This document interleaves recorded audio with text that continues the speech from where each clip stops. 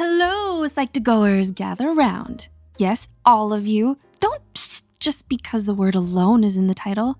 This is like the Fortress of Solitude. Badass, right? Yeah, all you quiet type introverts know what we mean. We can be alone, and we aren't lonely. Yeah, on Instagram, TikTok, whatever, there's an awful lot of try-hard shouting that constantly being around oodles of people is the best thing ever. Wanna know a secret? It ain't all that. In fact, sometimes the party person envies the happy to be alone person. If you can be satisfied and happy just spending time with yourself, you avoid massive FOMO anxiety and you don't need pants. Are the people independent? Throw your hands up at me. Bonus, being alone has even more benefits than just being good with your bad self. Things like, 1, getting to focus on you and learning something new in the process. As super as we are, we have finite resources. Socially, a goodly chunk of our energy goes to fitting in somewhat. You know, things like watching what you say and negotiating activities so you can get along with others. But solo time means your resources are all yours. Yes. You can assess what's important to you and what you're passionate about, not what do all of you wanna do. So sign up for that dance class because you want to. Wanna learn Photoshop basics? You can watch all the tutorials. Hey, if you're still hankering for company after the fact, new learning means new people. Number 2, boosting creativity. Not having to think or appease others means freedom. You may don a kilt if you wish. No pants bonus, remember?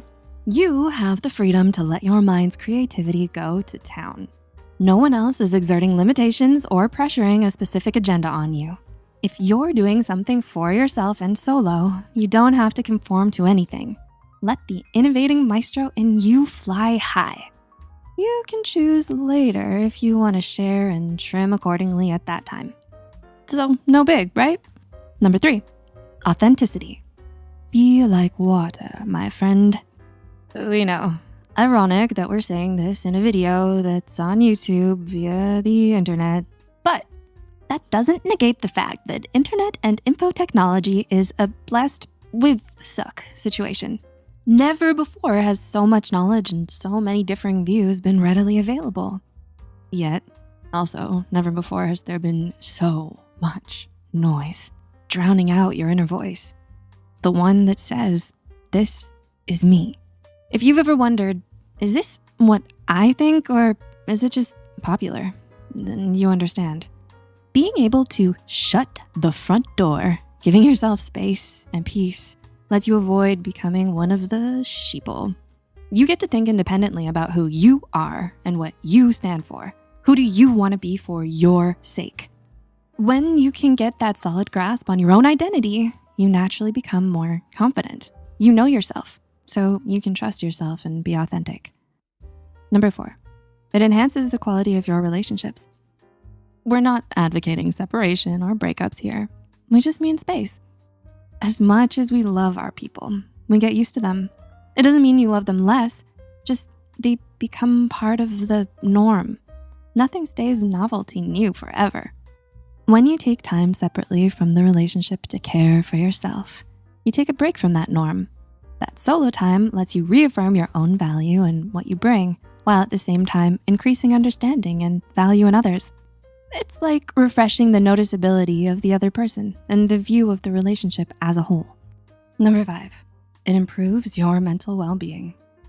You know, those days, impatient clients, you're short-staffed and you had to do overtime and now you're home.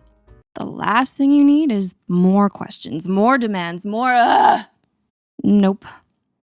Silence, peace, quiet. You wanna think with no one barging in on you. Experiencing that spot of solitude and finding comfort in it improves stress management, increases life satisfaction, and enables focused attention, which improves recall and retention of information. All of this, in short, lets you get a grip so you don't feel lost, hopeless, or compelled to do something unwise out of desperation.